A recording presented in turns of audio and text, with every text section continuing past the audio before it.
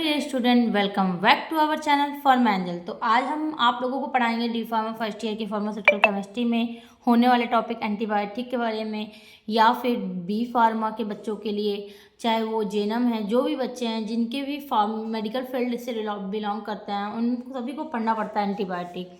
तो आज हम उन्हीं के बारे में आप लोगों को बताएंगे कि एंटीबायोटिक होता क्या है। देखो, एंटीबायोटिक 3 वर्ड से बना है, एंटी बायो और टिक।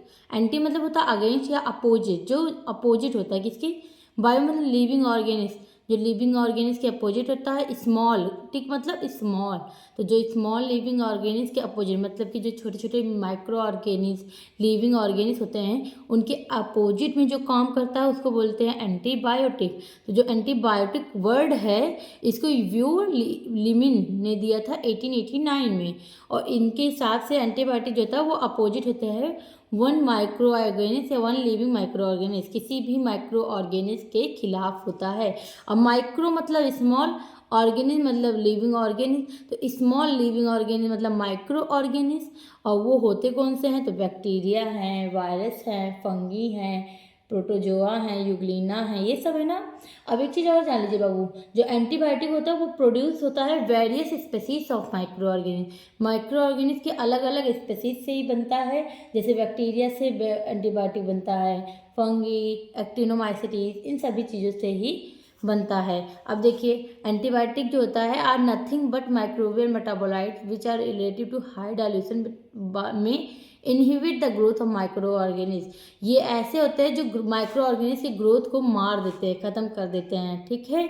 तो वॉक्समैन प्रपोज करते हैं, एक वॉक्समैन साइंटिस्ट थे, उन्होंने बताया कि एंटीबायोटिक ऐसा चीज़ होता है जो इनहिबिट करता है ग्रोथ और डिस्ट्रॉय करता है माइक्रो ऑर्गेनिज को, माइक्रो ऑर्गेनिज की ग्रोथ को ख़त्म करता है और बाद में उसको ख़त्म कर देता है, परमानेंटली मार देता है, ठीक है। तो एक तरीके से ये केमिकल कंपाउंड है, लिविंग ऑर्गेनिज्म में प्रोड्यूस किया जाता है माइक्रो ऑर्गेनिज को मारने के लिए, ठीक है। लिविंग ऑर्गेनिज्म में एंटीबायोटिक दिया जाता है, जैसे मान लो कोई इंसान है, इसको एंटीबायोटिक दिया जाता है, क्यों, उसके बॉडी के अंदर माइक्रो ऑर्गेनिज या कोई बैक्टीरिया, वायरस, फंगी कुछ ग्रोथ कर रहा है, तो उसको इनहिबिट मार देने के लिए दिया जाता है, वही होता है एंटीबायोटिक। अब ये एक तरीके से केमिकल कीमोथेरेपेटिक एजेंट भी माना जाता है, क्योंकि माइक्रो ऑर्गेनिज को किल करता है। जैसे पेनिसिलिन जो कि फंगस से ऑब्टेन किया जाता है, पाया जाता है, वो होता है। इसी तरीके से आप देखेंगे डिफरेंट डिफरेंट एंटीबायोटिक होते हैं। अब एंटीबायोटिक के अंदर कौन कौन से आते हैं, एंटीबायोटिक से एक होता है एंटी माइक्रोबियल एजेंट, उसके अंदर आता है एंटीबैक्टीरियल, एंटीबायोटिक, एंटीफंगल, एंटीवायरल, ये सारी चीज़ें आती है। जो एंटी माइक्रोबियल एजेंट होते हैं जो माइक्रो ऑर्गेनिज्म को किल करते हैं, तो उसमें एक एंटीबायोटिक भी होता है। तो एंटीबायोटिक जो होता है वो मेडिसिनल पर्पज़ के लिए यूज होता है, वहीं एंटीबैक्टीरियल जो होता है वो सॉप, कुछ साबुनों में यूज होता है, कुछ डिटर्जेंट में, कुछ डिसइंफेक्टेंट में। अब डिसइंफेक्टेंट क्या होता है, ऐसी माइक्रो ऑर्गेनिज्म जो नॉन लिविंग सरफेस पे होते हैं उनको किल करने के लिए आप डिसइंफेक्टेंट का यूज करते हैं। अब देखिए, एंटी माइक्रोबियल एजेंट वो होते हैं जो माइक्रो ऑर्गेनिज्म को किल करते हैं, चाहे वो एंटीबायोटिक हो, चाहे एंटीबैक्टीरियल हो, चाहे एंटीफंगल हो, चाहे एंटीवायरल हो, और इवन ये चारों जो होते हैं माइक्रो ऑर्गेनिज्म को किल करते हैं, इसलिए इसको एंटी माइक्रोबियल एजेंट बोलते हैं। अब देखिए, दो तरीके से होता है, एक तो बैक्टीरियोसाइडल होता है, एक बैक्टीरियोस्टैटिक होता है। तो जो साइडल मतलब होता है किल, तो जो बैक्टीरिया को किल करता है उसे बैक्टीरियोसाइडल बोलते हैं, और जो बैक्टीरियोस्टैटिक मतलब इनहिबिट, जो बैक्टीरिया को इनहिबिट कर देता है, कमज़ोर कर देता है, उसके ढेर सारे ग्रोथ को रोक देता है, रैपिड ग्रोथ को कम कर देता है, वो होता है बैक्टीरियोस्टैटिक। जो बहुत पावरफुल होता क्या होता है, बैक्टीरियोसाइडल। तो यहाँ से एंटीबायोटिक क्या होता है ये आपको समझ में आ गया। अब हम देखेंगे इसके डिफरेंट डिफरेंट क्लासिफिकेशंस, उसके ड्रग्स, उसके कैसे मोड ऑफ एक्शन होते हैं। वैसे तो डी फार्मा में तो नहीं, लेकिन बी फार्मा में हिस्ट्री ऑफ एंटीबायोटिक पूछा जाता है, मैं जो थोड़े ही वर्डों में बता दूंगी। 1928 में अलेक्जेंडर फ्लेमिंग नाम के साइंटिस्ट थे, उन्होंने पहले एंटीबायोटिक पेनिसिलिन को डिस्कवर किया। दूसरी की फादर ऑफ कीमोथेरेपी, केमिकल से किसी भी बैक्टीरिया, किसी भी माइक्रो ऑर्गेनिज्म को किल करते हैं, इसको बताया पॉल एलिश ने। फिर स्ट्रेप्टोमाइसिन के बारे में सीमन वॉक्समैन ने बताया। फिर क्लोरामफेनिकॉल एक अच्छा खासा एंटीबायोटिक है, उसके बारे में 1947 में बताया गया। फिर नियोमाइसिन के बारे में 1949 में, इरिथ्रोमाइसिन के बारे में 52 में, क्लोरोटेट्रासाइक्लिन में 1948 में।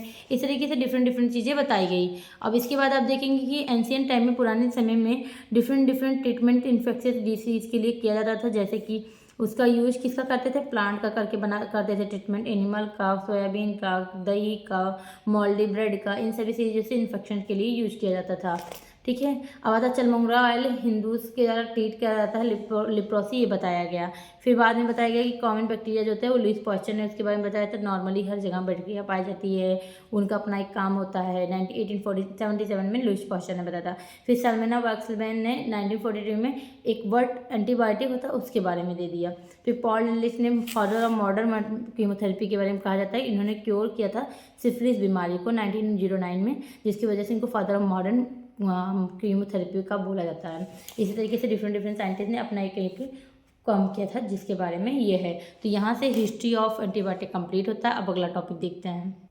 तो चलिए अब देखते हैं क्लासिफिकेशन ऑफ एंटीबायोटिक।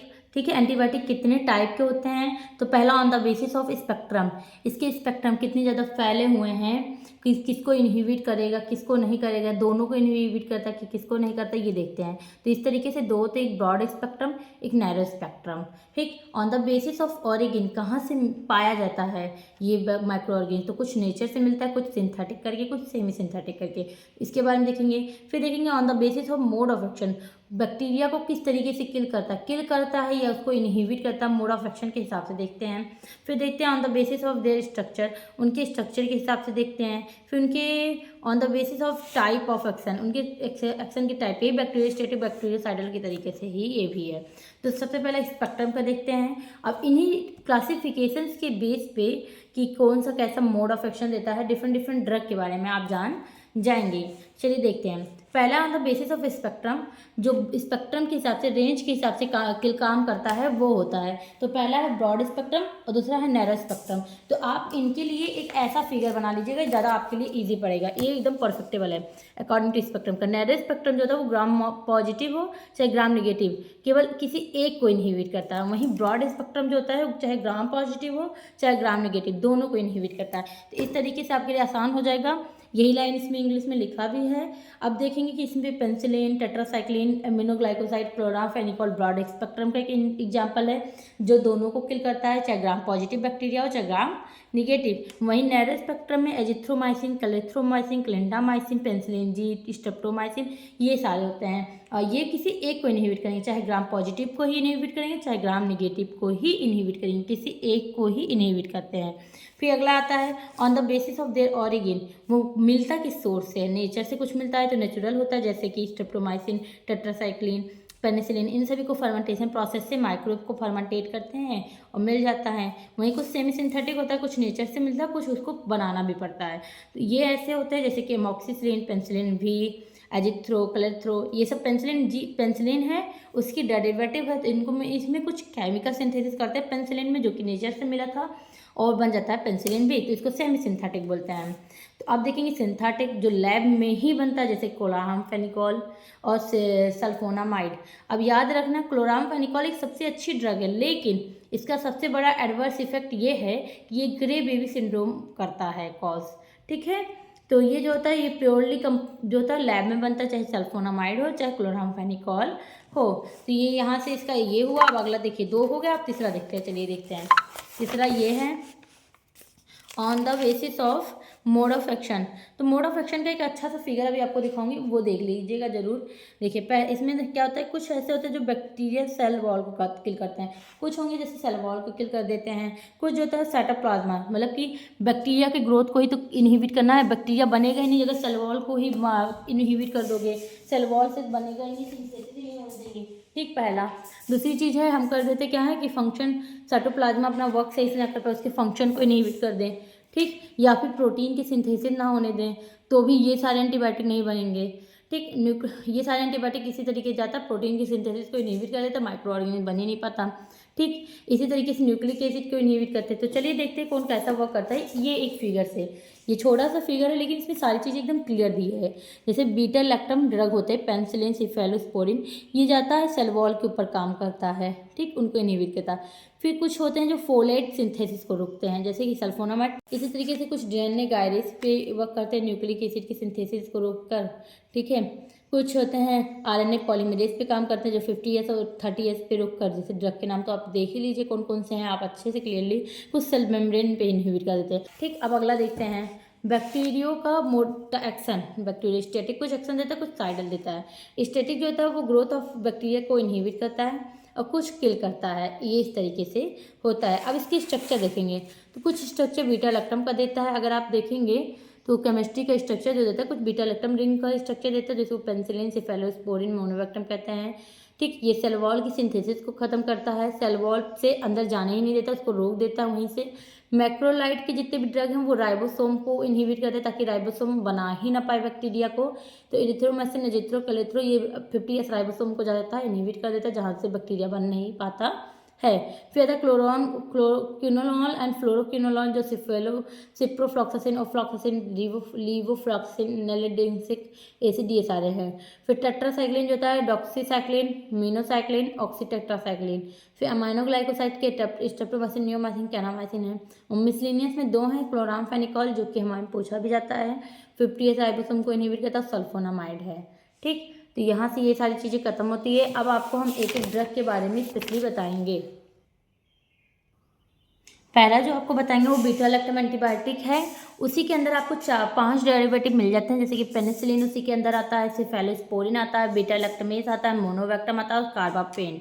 ये 5 डेरिवेटिव जो तो बीटा लैक्टम एंटीबायोटिक के पार्ट हैं। जैसे सम बैक्टीरिया जो होते हैं वो इस जो बीटा लैक्टम एंटीबायोटिक है इसमें आप देखेंगे तो बीटा लैक्टम रिंग पाई जाती है। बीटा लैक्टम क्या है, अल्फा बीटा, और ये देखिए एक ऑक्सा लगा दीजिएगा, एक नाइट्रो का मतलब एजाइल ग्रुप लगा दीजिए, तो इसको बोलते हैं एजिटिडियायोन। ठीक है, इसमें 3 कार्बन है, एक नाइट्रोजन है।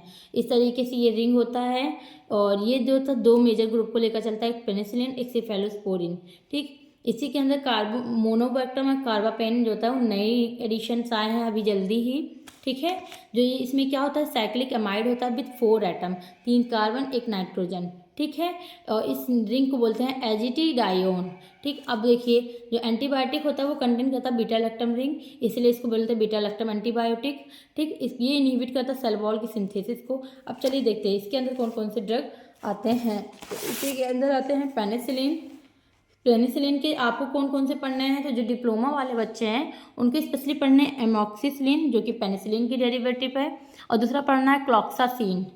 क्लॉक्सासिन भी देखिए सिलिन इसकी की डेरिवेटिव है, और पहला पढ़ना पेनिसिलिन। तो ये 3 ये जो पढ़ने हैं ये तीनों हैं। ठीक है, और अब अगला ये लोग जो पढ़ेंगे वो होगा स्ट्रेप्टोमाइसिन, तो उसको भी अभी देखते हैं। पहले इतना देख लीजिए, तो चलिए देखते हैं। तो ये जो है ये है सेफेलोस्पोरिन के अंदर इसके first, second, third, fourth generation होते हैं। और सेफेलोस्पोरिन के चारों जनरेशन पे जीपेट के एग्जाम में पूछे भी जाते हैं। जैसे सेफेलोस्पोरिन के पहले जनरेशन में आता है सिफोड्रॉक्सिल, सिफेलेक्सिन। वहीं 2 में आता है फैक्टर प्रोजोइन, सी फैक्टर, सी प्रोजीन, सिफऑक्सीटीन। थर्ड जनरेशन में सिफिक्सिन एंड सिफोटैक्सिन। वहीं 4th में सिफिपाइन एंड सिफ्टोबिरॉल। ठीक है, और बीटा लैक्टमेज और मोनोवैक्टम के नए जो एडिशंस हैं ये देख लीजिए, कार्बापेन के जो हैं ये भी देख लीजिए। ठीक है, अब पेनिसिलिन होता क्या है, पहला आपको जो पढ़ना है, तो पेनिसिलिन होता है जो सेल वॉल के को इनहिबिट करके बैक्टीरिया को किल कर देता है। अब पेनिसिलिन फर्स्ट एंटीबायोटिक होता है जो कि ऑब्टेन हुआ था एक फंगस पेनिसिलिनियम नोटेटम से मिला था। और आज के टाइम पे सबसे ज़्यादा यूज होने वाला एंटीबायोटिक भी पेनिसिलिन है। पेनिसिलिन जो ड्राइव्ड हुआ था वो पेनिसिलियम फंगस से हुआ था। ये ब्रॉड स्पेक्ट्रम का होता है क्योंकि कभी कभी ग्राम पॉजिटिव को भी मारता है, कभी कभी ग्राम नेगेटिव को भी मारता है। इसका फॉर्मूला देखेंगे C9H11N2O4S है। ठीक है, पेनिसिलिन को दिया कौन था, 1928 में एक स्कॉटिश साइंटिस्ट था एलेक्जेंडर फ्लेमिंग, उन्होंने दिया था। ठीक है, ये ट्रीट करता डिजीज सिफिलिस जैसे डिजीज में, स्टेप्टोकोकाई में, ये सब में यूज होता है। ठीक है, जो पेनिसिलिन एज अ मेडिसिन के पर्पस से जो दिया गया था उसको पहली बार किसने बताया था, हॉवर्ड वॉल्टर फ्लोरी ने बताया था, फिर अर्नेस्ट चैन ने बताया था, नॉर्मैन ने, इन तीनों ने बताया था कि penicillin as a medicine purpose से आप दे सकते हैं। फिर आगे आप देखेंगे जो पेनिसिलिन एंटीबायोटिक है ये gram positive as well as gram negative दोनों बैक्टीरिया को मारता है। तो अब पेनिसिलिन के बारे में आगे देखेंगे, यहाँ तक तो बता दी थी, आगे देखिए कि जो पेनिसिलिन एज अ मेडिसिन होता है उसको पहली बार हार्वर्ड, वॉल्टरी फ्लोरी ने, अर्नेस्ट ने और नॉर्मैन ने 3 लोगों ने दिया था। फिर पेनिसिलिन एक ऐसा एंटीबायोटिक है जो gram positive as well as gram negative दोनों बैक्टीरिया को मारता है, इसलिए इसको बोलते हैं बैक्टीरियोसाइडल इफेक्ट देता है। और ये ब्रॉड स्पेक्ट्रम एंटीबायोटिक होता है। ठीक है, ये बीटा लैक्टम रिंग इसके अंदर पाया जाता है। अगर आप पेनिसिलिन का स्ट्रक्चर देखेंगे तो इसके अंदर बीटा लैक्टम रिंग पाया जाता है, और ये जो होता है ग्राम पॉजिटिव ग्राम नेगेटिव दोनों को मारता है। ब्रॉड स्पेक्ट्रम होता है, ये सेल वॉल को इनहिबिट करके काम करता है। अब इसके आगे देखते हैं पेनिसिलिन के बारे में। अगर आप पेनिसिलिन की हिस्ट्री देखेंगे तो फर्स्ट ये पहली एंटीबायोटिक है जो ब्रिटिश के साइंटिस्ट अलेक्जेंडर फ्लेमिंग ने दिया था 1928 पे ऑन एक्सीडेंटली। अचानक से उनको पता चला था कि उन्होंने पेनिसिलिन बनाया, उनको पता नहीं था वो क्या कर रहे थे पर हो गया था। और किस फंगस से बना था? तो पेनिसिलिनियम नोटेटम नाम की फंगस से पेनिसिलिन बना था। अब आप ये देखेंगे तो उसके बारे में कुछ फ्लेमिंग ने बताया, कुछ फ्लोरे ने बताया, कुछ चैन ने बताया। इसके लिए उनको नोबेल प्राइज़ भी मिला था 1945 में। ठीक है, अब आगे देखते हैं पेनिसिलिन के बारे में कि पेनिसिलिन की केमिस्ट्री क्या है। तो इसके अंदर जो होता है बीटा लैक्टम रिंग पाया जाता है। तो कहता है द बीटा लैक्टम रिंग जो मिलता किससे? थायोजोलिडीन रिंग से। तो बीटा लैक्टम रिंग थायोजोलिडीन रिंग से मिलता है और बनाता है पेनिसिलिनियम नोटेटम, मतलब कि पेनिसिलिन। तो आप देखेंगे ये है पेनिसिलिन का स्ट्रक्चर जिसमें बीटा लैक्टम रिंग है, साथ में एसिडोअमाइनो साइड चेन जुड़ा है और कार्बोक्सिलिक एसिड जुड़ा है। आप यहाँ देखेंगे थायोजोलिडीन का रिंग भी ऐड है। तो इसको इसीलिए बोलते हैं पेनिसिलिन दो रिंग से बनता है, एक बीटा लैक्टम प्लस थायोजोलिडीन रिंग से बनता है। अब नोमेनक्लेचर देखेंगे तो इसमें आप देखते हैं कि किसके दो नोमेनक्लेचर है, एक केमिकल एब्स्ट्रैक्ट सिस्टम के हिसाब से। तो केमिकल एब्स्ट्रैक्ट सिस्टम के हिसाब से किसी केमिकल को पहला प्रायोरिटी देना, जिसमें हम सल्फर एटम को पहली प्रायोरिटी देते हैं। तो हम नंबरिंग स्टार्ट करेंगे सल्फर से, ठीक है। और आप देखेंगे दूसरा जो है यूनाइटेड स्टेट फार्माकोपिया के हिसाब से आप पहली प्रायोरिटी आप किसको देते हैं? तो नाइट्रोजन को।